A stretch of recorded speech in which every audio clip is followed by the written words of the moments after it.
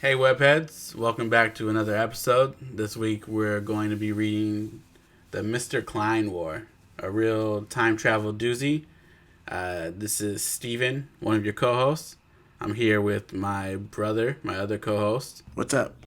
And we just wanted to welcome you guys back. Let's do it. Hello, hello, hello.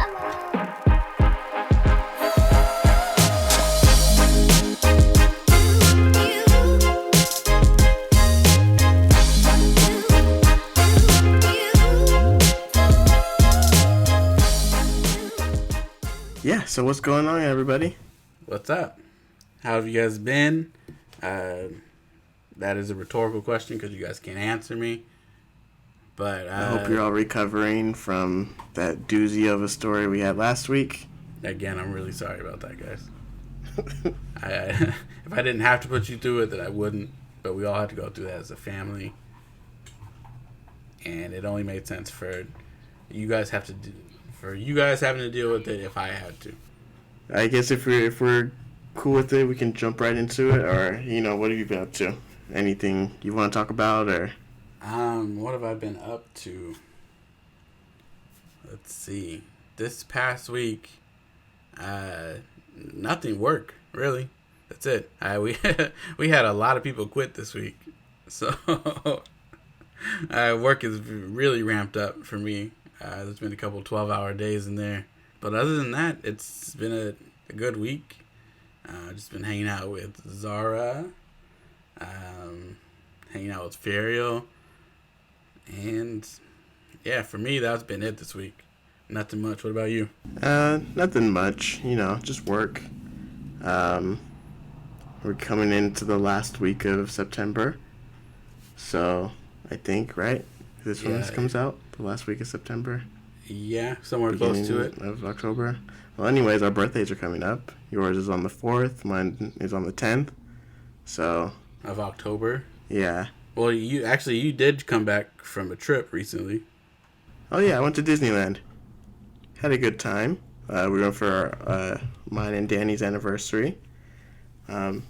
Yeah, good time. We haven't been back since... This is our first time back since before the pandemic. And, it's pre-pandemic? Yeah, so it was fun seeing everything. We went to Avengers Campus. I surprisingly ate. It was cool. The Spider-Man, the web ride was really fun. Slingers? Yeah, I had not looked up anything beforehand, like anything about the ride. I just knew it was sort of like Astro Blasters or Toy Story Mania. Yeah. So I was like, okay, I guess they'll give us something to like kind of shoot and do all that. I was not expecting to actually have to use your arms and like. But it was a welcome surprise. I had a lot of fun on the ride. I didn't know my arms were going to be that tired after. Yeah, because I was actually doing the Spider-Man web shoot finger pose. Yeah, I was. And too. I was like, the people sitting next to us were just like throwing their hands out like crazy. Yeah. And I was just sitting there acting like I was actually Spider-Man with my fingers out and everything, and I'm like shooting. And then in my defense, I did get the highest score on the car. So. Yeah, it was just me and Danny on one car, so I got the highest score out of that. But that ride was really fun. I was just surprised at how accurate it was too. So that was really cool. Yeah, the Avengers Campus was good. I ate the food there at the PIM Test Kitchen, and I ate vegan that weekend. Nice. So I ate a lot of I had the breakfast. The breakfast shawarma from. Yeah, that one was really good. And then what else did I eat? I ate in Galaxy's Edge. I had the Ronto wrap, the vegan one. Yeah, that one's bomb. Yeah, that one was hella good. That one's hella good. And then, yeah, I was also kind of dealing with the stomachache that weekend, so I was trying not to eat anything super greasy, so I didn't eat too much that weekend. But I did have a sad experience at Galaxy's Edge. The one ride everyone always tells you to get on and you're going to love and this and that, Rise of the Resistance. I missed the 7 a.m. check into the queue. I didn't miss it, but like I was too late. I hit it right at 7, and there was no more by that point. So 12 o'clock comes when the next open queue comes, and I was able to get that one. But I was like group 247 or something like that. And at that point in the day, they were at like group 56 to 74. So from 12 in the middle of the day, we were probably going to have to be there till like 6 or something. So, we wandered around the park, got on a few more rides, chilled for a little bit. Danny was exhausted by that point. I could just tell she was ready to go. And I was like, come on, we're right there. We're going to make it. And our queue number shows up, and we're like heading over there. I'm excited. I'm finally going to be able to get on the ride. We walk through the queue and everything.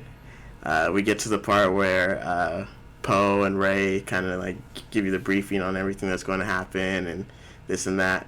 And then that ends, and the doors don't open. So we're just like, I've never been on the ride, so I'm like, what's happening? Like, is it just taking a little bit longer? I'm just assuming the cast members are getting everything ready for what needs to be done, so it's just taking a little bit longer.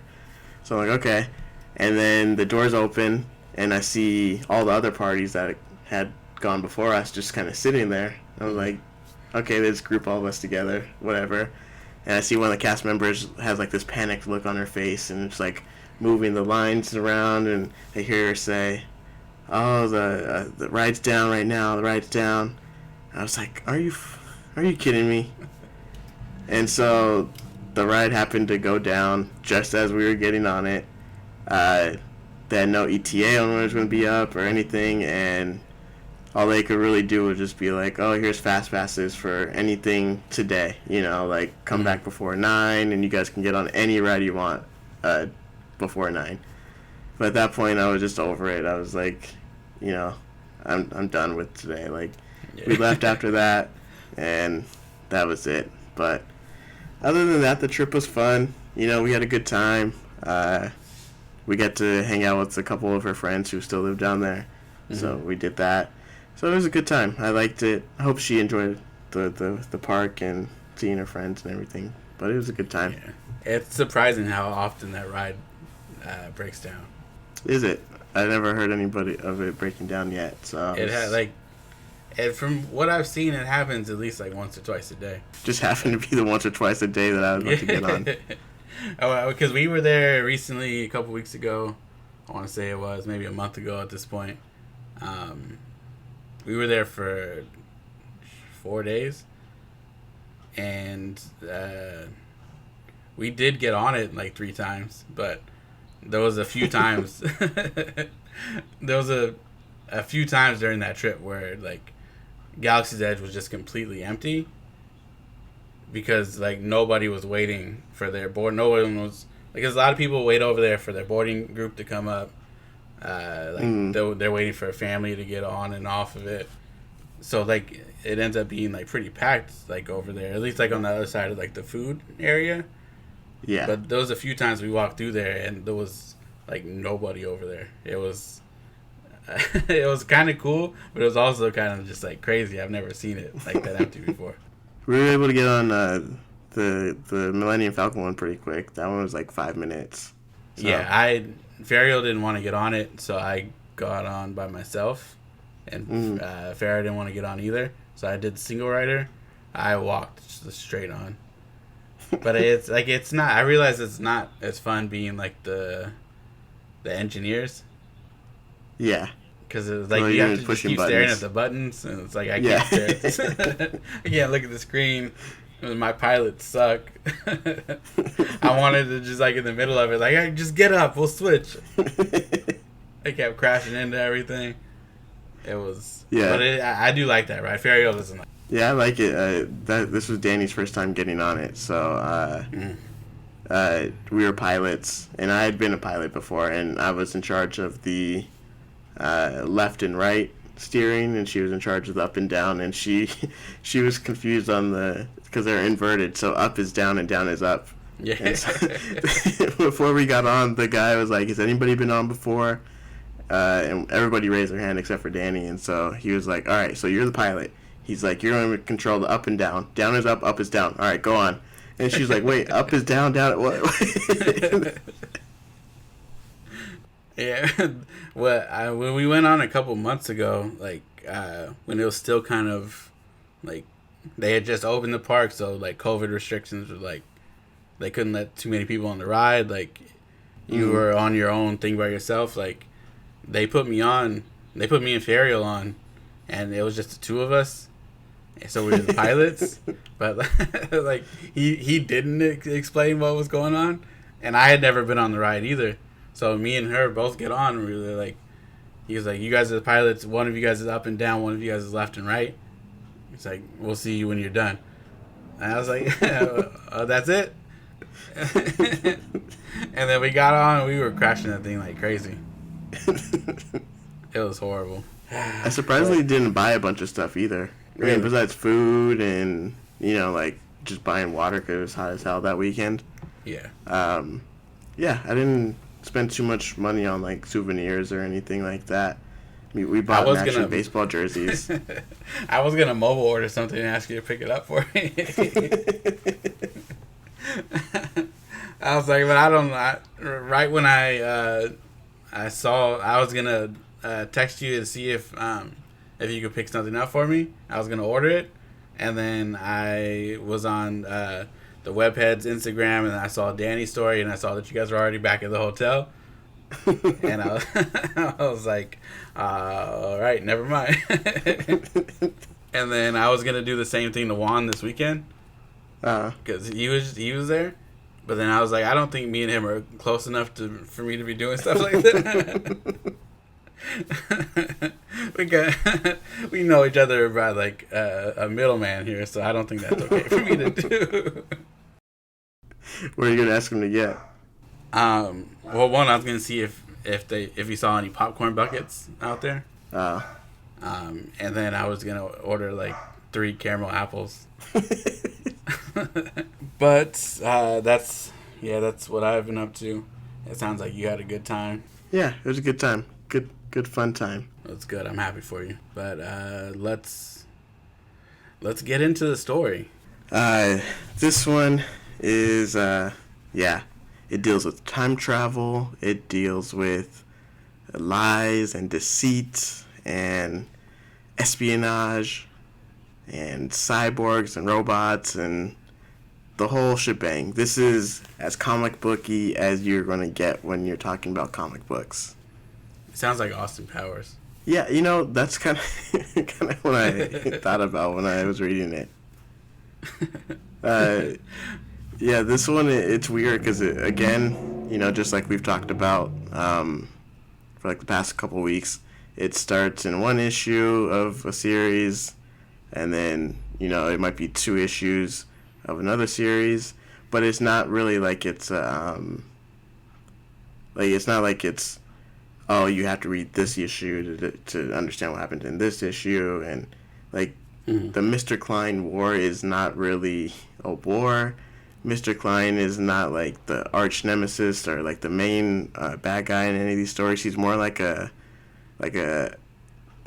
behind the scenes person, if you will. I don't know if you guys remember the old Inspector Gadget cartoon, where Dr. Claw would just be on a chair with his cat, and then you wouldn't really see his face or anything. You would just see his hand, and like it was just kind of mysterious. That's pretty much what Mr. Kline is. He's just like this behind the screen, pulling the strings type of person. Great.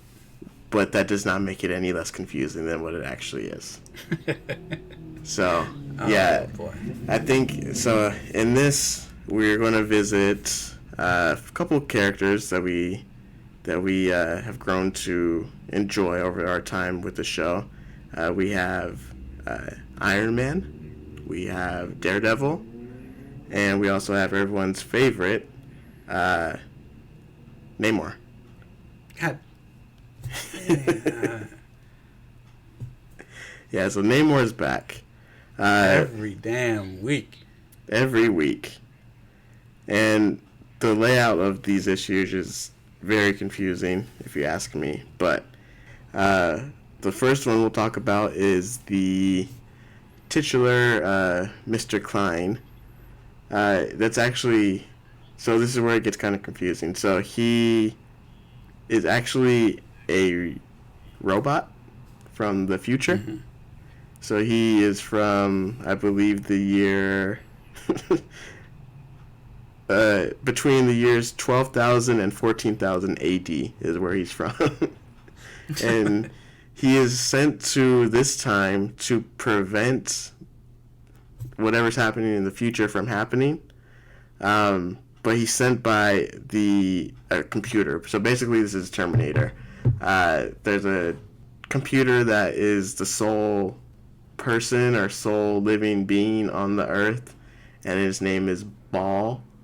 And it sends K-19, aka Mr. Kline, back to the past to make sure that he is not the only one who survives to be on Earth.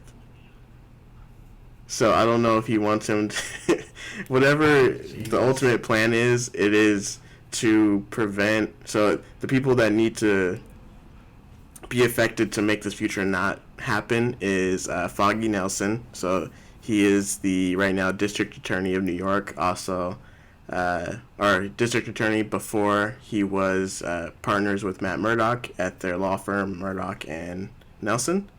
So he's DA now, which also I believe, I want to say a few issues back when I did the Daredevil crossover, he had just been like tapped to be the DA. So he's running for DA, or he decided to run for DA in those issues. In between then and now, he had actually become DA. So now he is DA. Matt Murdock is still a lawyer, but he's also kind of invested in some love triangles, if you will, right now. And there's also Tony Stark, who is going through the ringer right now because his life is not where he's used to it being. Still? Yeah. So we have Mr. Kline, Foggy, District Attorney. So yeah, we'll go ahead and jump into it. Because these take place over different series and issues and everything, again, I'm just going to kind of run through them all as one, not really as individual issues. Oh yeah, it also runs into Captain America as well too. One of the issues is Captain America. It's just all over the place. This company sometimes. And so I was kind of like doing my own research on like the issues on which ones to read, and I found this. Somebody had actually wrote about it because it doesn't make a lot of sense. So I'll kind of read their take on everything after I run through the story, and then we'll kind of go from there. So starting off in Daredevil issues 78, 79, it starts off with Matt walking down the street and kind of just talking to himself, and I realize he has a lot of like he has conversations with himself, but he also compliments himself a lot. He'll be talking to himself about like, you know, whatever issue's going on, but then he'll be like, but damn, I'm a good-looking guy, or like, I got the best life, or something. So he just constantly has like these back and forth like dual conversations with himself, and it's just constantly just like propping himself up. But this issue starts with him talking to himself, and then it cuts to the other part of New York City, and there's this couple that are just strolling through the town, and I guess the boyfriend in this couple, he just got a writer's position at a company. You know, they're all happy, they're visiting the town again because they used to live in the city, and then they get attacked by these group of thugs, and these thugs are driving like, it looks like what are those little cars that the little kids drive? You know, like the motorized ones? Oh, yeah. I forget what they're called. But you guys know what I'm talking about. It looks like they're just driving that, but there's 4 grown adult men just pull up in an alley, and then they start attacking this couple, and they're basically laying their plan out all in front of them. So they're just like, we need you for test subjects. The professor says, you guys are like great test subjects. He's going to do something to you. Blah, blah, blah. You know, classic villain stuff, laying out the plan right then and there.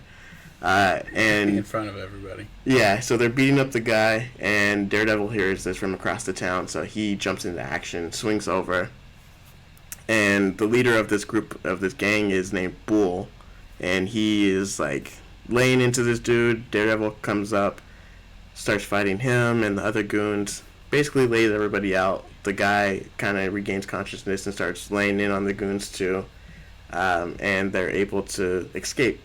So the goons are down and out. They leave. They're just like, fine, we're defeated. You know, Daredevil, you suck. One day we're going to get you.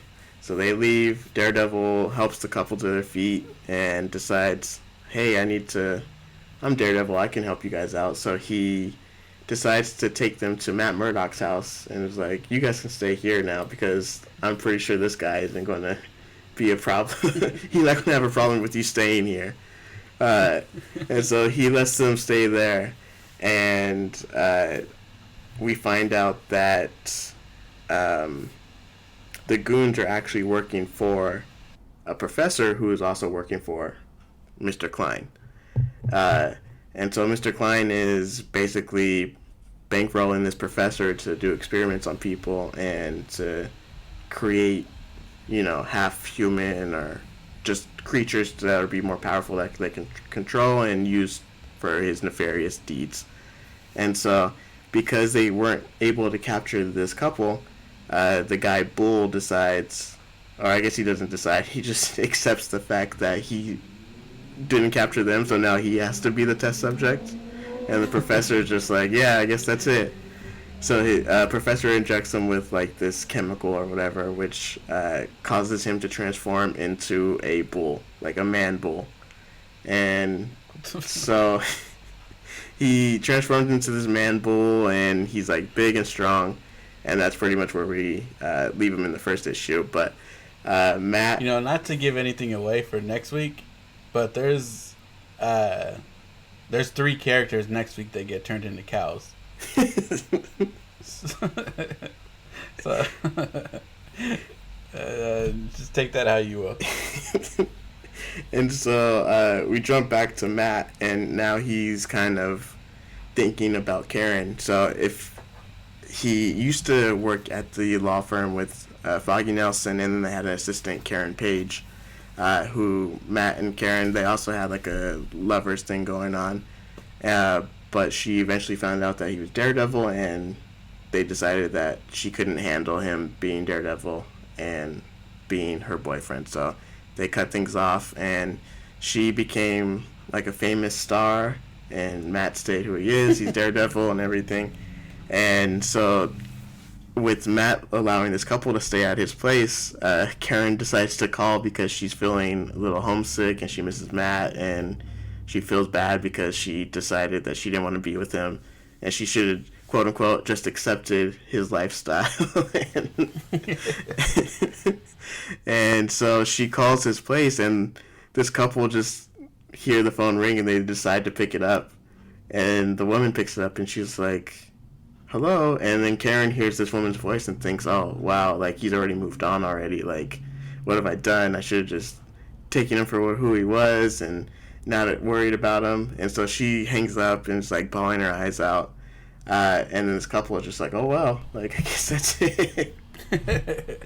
I guess she didn't want anything. And so the couple decide to go out and eat. And as they're eating, one of the goons who originally was in the gang trying to capture them, he notices them and then follows them and captures them. What's wrong with these two? Like, he put you guys here to be safe, and you guys are just like, are you hungry? Let's go grab something. And so he captures them, takes them back to the lab. Daredevil shows back up, and he fights Bull, defeats him and everything, saves the couple, and that's pretty much it. He fights Bull enough to where he transforms back into his regular human self, and that's pretty much it. We see a little bit of Mr. Kline. We only see, like I said, his silhouette and then his arms, and he's smoking a cigarette, and he's behind a computer again. But that's it. Next we jump. That's a staple for Marvel to to beat people back into what they were before. Yeah. And then in Iron Man, Kline also has employed two other villains, Demetrius and the Slasher. So Demetrius.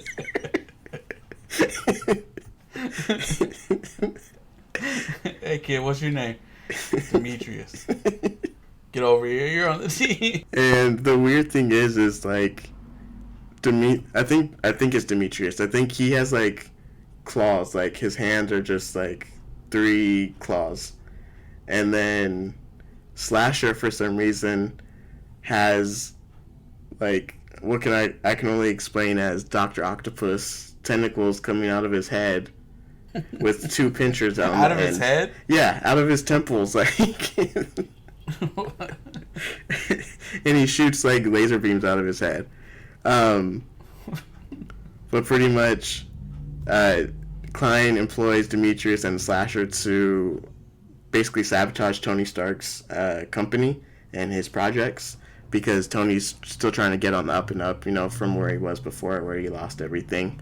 And so he's trying to get back on his feet, and his first idea was to create these new projects. But they get sabotaged by Demetrius and Slasher.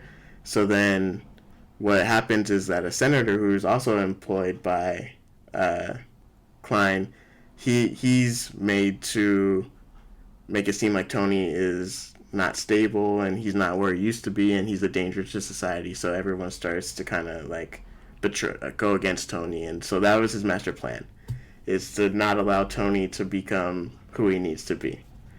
And so they kind of get away with it in a way, but not really.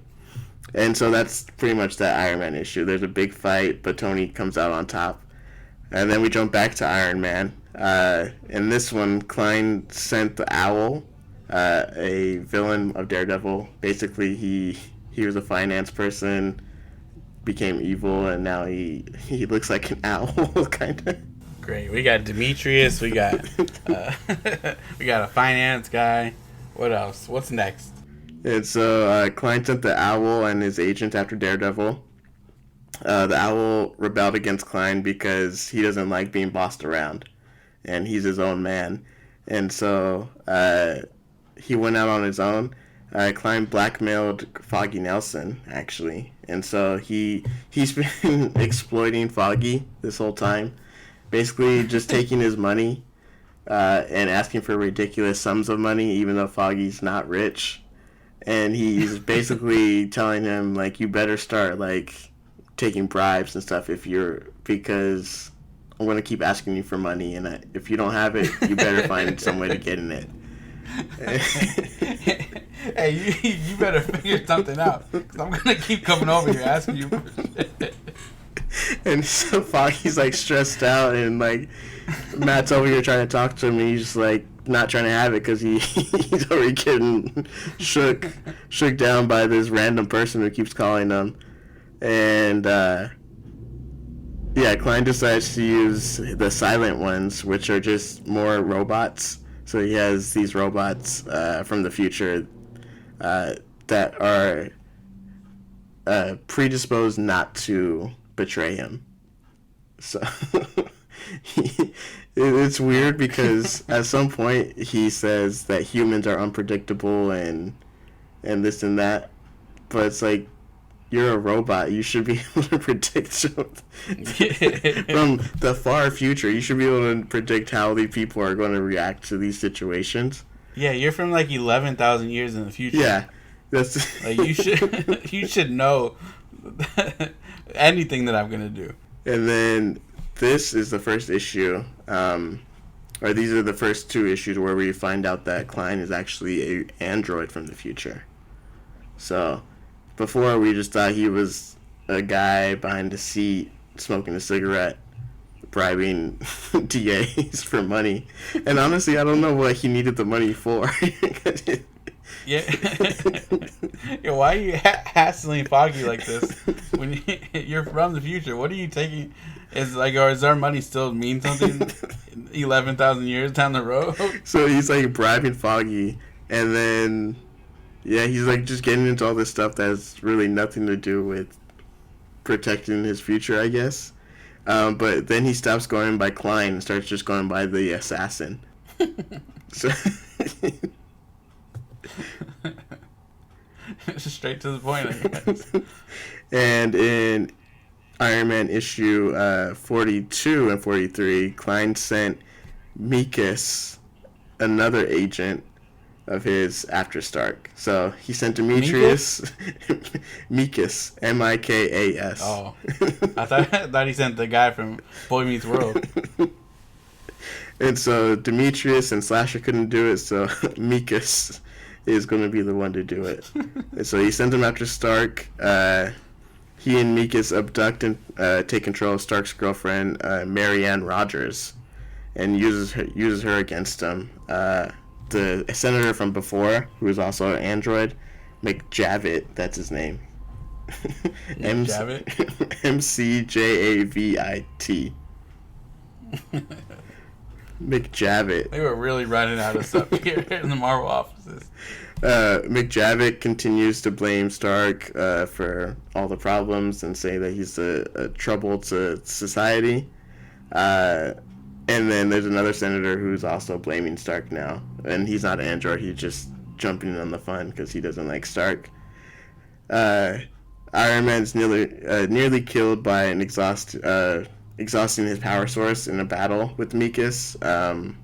But Mikas he basically drained Tony of all his power in the battle, but then accidentally blows himself up by blowing up the base that they're fighting in. And of course, Tony comes out fine.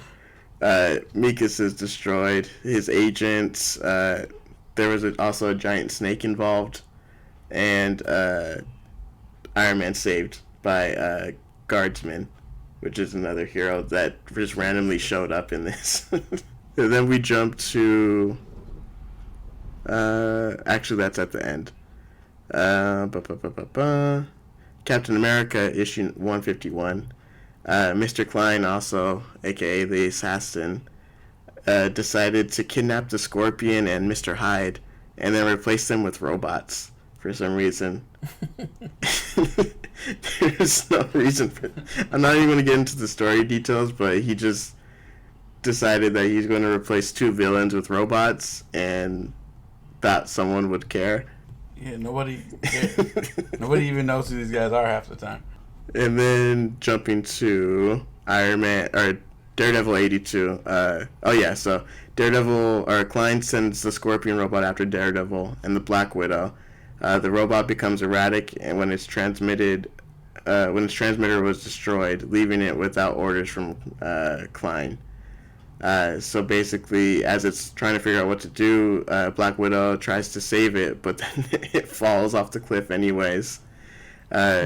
Black Widow is accused of murder because now they think that Scorpion is dead and that Black Widow killed him. The Scorpion robot was taken away to a morgue in an ambulance. And then Foggy tries to use a gun to force Kline to leave him alone, but Kline forced him to drop it, which then allows Kline to claim that the act was of threatening nature. And this is what he uses to help get Foggy not off as a DA, but have more dirt on him in terms of getting him to do what he needs to do. And then Daredevil 83, Black Widow's arrested. Foggy was forced by Kline to frame her, using her Soviet heritage against her. She was ultimately cleared by Murdoch. Kline sent the Mr. Hyde robot against Daredevil. In this battle, it sets off some explosives, which destroys all the evidence of Kline creating the robot, Scorpion, and Hyde. So, basically, Hyde's plan is to... Or actually, we never find out what exactly Daredevil does in the future to create this future. Mm-hmm. And we don't necessarily know what Foggy does to create the future, besides he says that he can't become governor. And then he never really explains what Tony does to create this bad future. Okay. So I have one question. So what happened? So basically, this doesn't make any sense to me. It felt like there's so much stuff going on. yeah. So basically, This is just as bad as last week. yeah, he just shows up and then is bribing people for money. I mean, And so he got sent back to the past to figure out why he was created. no, he's sent back to the past by his master to prevent his future from happening. So, But his future- master sent him back to the past to basically kill himself. Exactly. So his master sent him back to make sure that his master doesn't happen, and he has to make sure that Like, these I three. hate you so much. I want you to go back to the past to figure out why you're here in the first place. And then his plan is to get rid of these specific three people, and like, you can just kill them. I don't understand why he needs to bribe and like destroy them like from their positions has of no power. powers whatsoever. He's just like tooling with them, and then that's pretty much. And like, there's like so Black Widow gets framed. Murdoch's able to clear her name, and then Natasha goes to, I think, like Switzerland or something like that, and she meets a doctor who is like, "Oh, Miss Romanoff, I understand you're friends with somebody who's blind. I'm actually working on a surgery that can help people who are blind, and this and that, right?" And so she ends up calling Matt, and she's like, "Matt, I miss you. I'm in Switzerland. Like, please come and see me." And Matt's just like, "All right, cool." So he jumps on the plane, heads over to Switzerland. Him and Natasha are, hanging out and everything. She introduces him to this doctor, and he explains everything. But Matt realizes when they shake hands that he can't hear a heartbeat. He can't, hear his breathing. He's like, there's something up with this person. So later that night, the doctor leaves, and then Matt, for some reason, decides to put on his Daredevil outfit. Like, you're in Switzerland. Nobody knows who you are. But he puts his Daredevil outfit on, follows the guy through like the snow and through the mountains and everything, and he goes in there and he finds out that the doctor is actually Mr. Kline, the assassin, quote unquote. So, and before that, Foggy finally tried to stand up for himself and call the guy, or call the person blackmailing him and say, "I'm not going to do this anymore." But the guy ends up going to Switzerland. He's not in country anymore. So he took all this money from Foggy, made him do all these things, and then just disappears. Like, he doesn't do anything to enact his plan at all. No, he just finessed Foggy out of a whole bunch of money and then left. And then he does nothing to Stark. He easily killed all these people. Yeah, he doesn't come into contact with Stark at all. Like, he sends other people after Stark. So there's not really anything that, like, he's making sure is done for the downfall of Tony. I don't think he wanted to figure out what was going on in the first place. I think it is just his master was just like, just get out of here. Go figure out why you're here in the first place and kill them so you don't come to the future. And then he was just like, I'm not gonna kill myself like that. I'm gonna collect some money and go on vacation. So then, so Matt follows him up there. Daredevil follows him up there. He realizes that he's the assassin, and then they get into this big fight, and the assassin kind of like lays out his plan. Like, my master sent me back here to make sure our future doesn't happen, because he's the last surviving being on planet Earth, and he doesn't want that to happen. So him and Matt get into a big fight, and this is where the doozy happens. This is where it gets even more confusing. And I have to I want to pull up the issue right now just so I make sure I get it correct, because it's such a weird twist and actually comes out of nowhere. And let me see. I gotta find it. But yeah, it literally comes out of nowhere. Like, he's just fighting. Daredevil's fighting him. and he's getting the upper hand somehow. This is a robot that shoots laser beams, and Daredevil's still getting the upper hand on him. Issue 84, I believe it was. Yeah, so they're fighting. Daredevil almost defeats him, right? And then all of a sudden, these two other robots come busting in, and they're from even further in the future. The hell?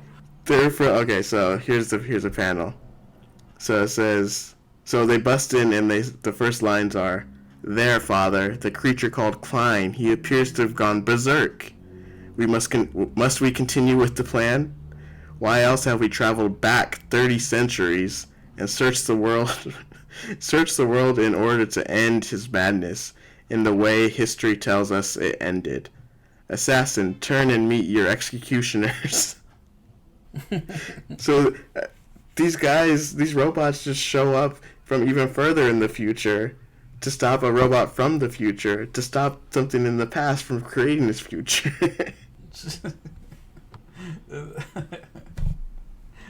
There's too much going on here. And not enough at the same time. Yeah, and then it says, so the assassin turns around and he's like, we are from a time beyond yours, a time after the explosive death of Baal. We are the new people, the final sons of man. And then they use their laser beams and destroy him. And then the base blows up, but then they teleport Natasha and Matt to safety. And that's literally the end. No explanation on what happens now to the future, or what happens to Baal, or anything. That's the end. I wish I could go back in time and just go to those offices of Marvel and really just say, like, what the hell were you guys thinking? I found this guy who wrote about it, and his comments were, Baal and Mr. Kline time periods are different during several parts of the storyline. In addition, the final sons of man describe themselves as having come from a time period after Baal, but they also say they come from 30 centuries in the future, i.e. 5000 AD. So how are they from 30 centuries in the future? And also... Yeah, they only... I was confused when you said that. I was like, I thought maybe you had messed up in the beginning, because you said the Kline was like 12,000 years ahead. Yeah. And then they said 30 centuries, and I was like, that's only 3,000 years. Like... So, what the hell's going on here? And then it says... I can never quite get a grasp on what task Kline was trying to accomplish, or why he went about them in the way he did, or etc. He definitely wanted to bring down Matt Murdock, Foggy Nelson, and Tony Stark, who must have been integral in the future that spawned Baal. Their involvement was never explicitly explained, although one of their goals was to prevent Foggy from campaigning for governor. Another goal was to strip Stark of his industrial power. This exact order of appearances is also difficult to determine, and there is a definite overlap. So in like Daredevil 81 and 80 and Iron Man 42 and 43 it overlaps, but in Iron Man 45 came after Daredevil 84, which also features Kline's destruction. So it's like, again, these writers weren't talking to each other. They were just like, they're like, you need a bad guy for your story? I'm using a bad guy. You should use them. And then that's pretty much it. It was, yeah. I mean, it made sense, but there's so many parts that contradict other parts that it made it kind of bad. Yeah. And there was no, Kline just didn't do anything that he was supposed to be doing. Yeah, none of his plan was ever put into fruition. I don't know if he was just in for the long haul, and... he was like, well, they didn't tell me how long I had to do this, so I'm just going to take my time with it. But then, he doesn't explicitly lay out what he needs to do. But we know Foggy can't become governor. But, does that mean he can't do any other job? Does that mean you can't kill him and he can't become governor? But then he tries to kill Matt. So it's is his part of it, he can die, but he just can't survive? I don't... I don't know. I think this week we're going to jump right into the ratings on this one again.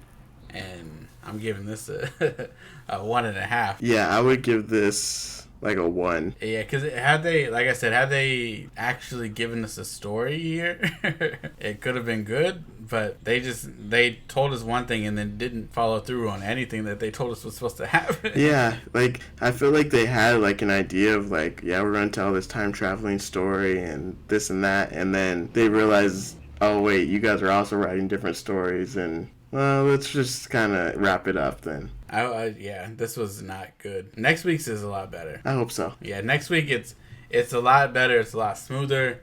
It's longer, but it's all one story. It's all in one comic book. Okay, that makes more sense. Yeah, still these older, just like the rest of these older ones, there's still a lot of good stuff going on that doesn't have anything to do with the story, but still a lot better. But yeah, this week they're getting a 1.5 from me. Yeah, I agree. 1.5. 1.5 in rating. Are you gonna switch anybody on your team this week? I'm not switching anybody on my team. Actually, I think, do I already have Daredevil on my team? Yeah, you do. Yeah. Yeah, you did add him for the wedding. That's when I added the thing. Yeah, I'm not adding anybody on my team either, because there's nobody here that I want, and I can't backpedal at this point. I can't take the risk. Your team finally caught up to mine, and I can't take any steps back here. But that is episode 10. Jeez, feel like we just started this. I know. I'm sorry that episode 10 could have been a much bigger, a better story. Yeah, these last 2 ones have not been the best stories. That's all part of comic books. We're gonna deal with some really good stories and some really bad ones and some stuff in between. Yeah, we never said we were reading the best stories. We just said we're reading all the events. No. We just said we're reading all of them. like I said last week, you if you listen to this and realize that you don't ever want to read this story, then that's perfect. We did all the work for you. You don't have to. And if you still decide that you want to read them, that's on you. That is on you. And I'm sorry for anybody that saw what issues we were reading before these episodes and read them before you heard the episode. So you got to go through all of it just like we did. But again, 10 episodes. And like DeMarco said, it went by a lot faster than I expected it to, and here we are. Yeah. And we're actually, let's just say we're getting a good amount of listens on these podcasts across all platforms. Not after these 2 next episodes. The numbers are going to drop after this. So I should get the thank you out now. Hopefully you stuck around after episode 9. And I promise you these stories are going to get better. Thank everybody for listening. Here, Thank you to everybody for listening. I want to know who actually listened this far into it. So if you're listening this far into it, send me a message on Instagram saying, just send me a message just saying peanut butter. If you listen this far into it, just message me on Instagram. Just say peanut butter. I just want to know who listened this far into it. And you have to be careful too, because somebody might hear this like a year down the line, and you're not going to remember that you did this.